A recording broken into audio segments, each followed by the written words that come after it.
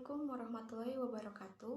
Perkenalkan, nama saya Vinialia Fionika dari kelas C1 Akuntansi dengan NPM 10221014. Video ini saya buat untuk memenuhi tugas evaluasi tengah semester mata kuliah Manajemen Keuangan. Nah, di sini saya akan menjelaskan beberapa materi manajemen keuangan.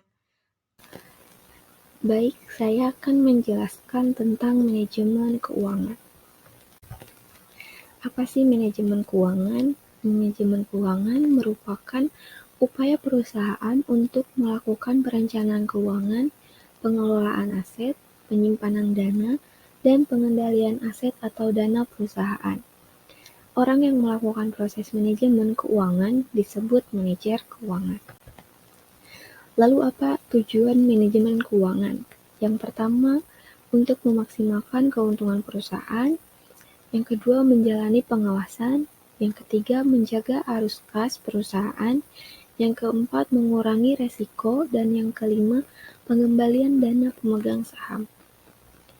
Jenis laporan keuangan perusahaan terdiri dari 5 laporan keuangan.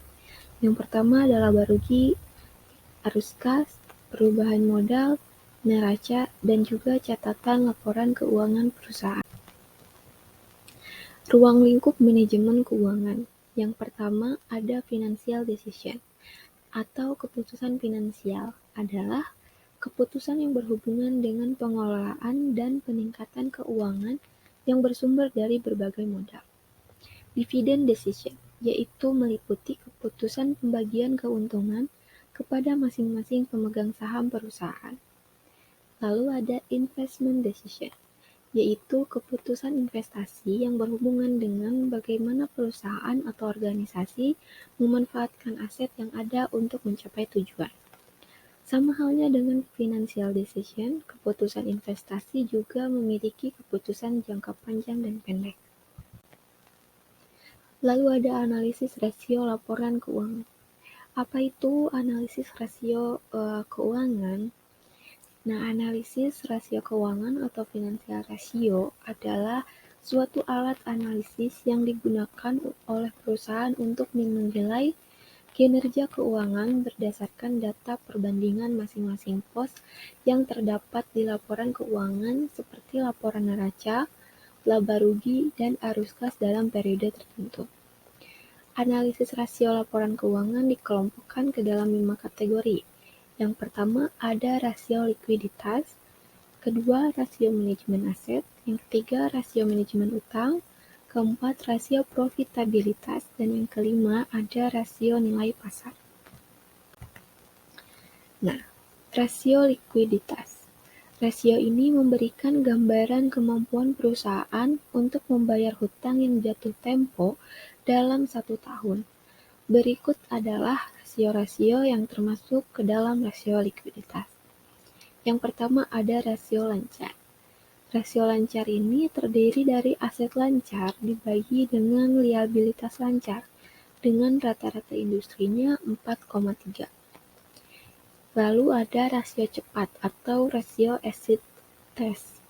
Nah, rasio cepat sendiri rumusnya adalah aset lancar dikurangi persediaan dibagi liabilitas lancar dengan rata-rata industrinya 2,2.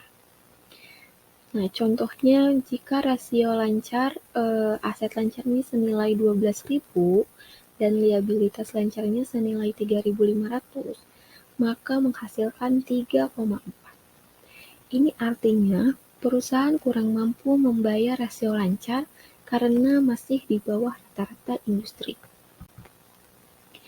Lalu ini contoh rasio cepat. Jika aset lancarnya 12.000 dan persediaannya 4.000, sedangkan liabilitas lancarnya 3.500, maka akan menghasilkan 2,3. Nah, ini artinya perusahaan mampu untuk membayar rasio cepat karena di atas rata-rata industri. Lalu ada rasio manajemen aset. Rasio ini memberikan gambaran terkait seberapa efisien perusahaan dalam menggunakan asetnya. Nah, yang termasuk dalam rasio manajemen aset ada rasio perputaran persediaan dengan rumusnya penjualan dibagi persediaan, dan rata-rata industrinya 10,9. Lalu ada jumlah hari penjualan belum tertagih. Ini rumusnya piutang dibagi dengan rata-rata penjualan per hari. Nah, rata-rata industrinya 36 hari. Lalu ada rasio perputaran aset tetap. Rumusnya penjualan dibagi aset tetap neto dengan rata-rata industri 2,8. Lalu ada rasio perputaran aset total, yaitu penjualan dibagi dengan total aset. Nah, rata-rata industrinya 1,8. Mungkin sekian yang bisa saya sampaikan dan bisa saya jelaskan untuk materi kali ini.